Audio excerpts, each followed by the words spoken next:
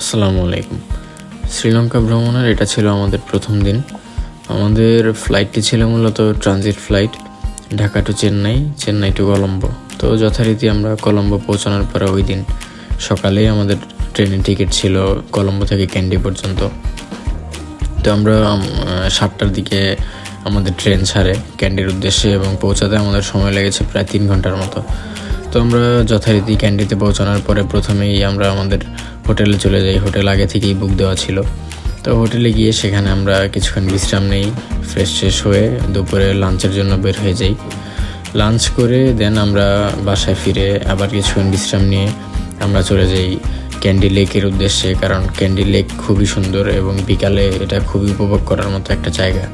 এবং যথারীতি আমরা 4জন ছিলাম একসাথে। আমরা আমাদের মতো করে বিকালটা উপভোগ করলাম, ক্যান্ডির লেকের পাড়ে হাঁটলাম, পুরো লেকটা আমরা হেঁটে কভার করেছি। এরপরে আমরা আবার সন্ধ্যার দিকে ক্যান্ডির রাতের ভিউটা আমরা এনজয় করেছি।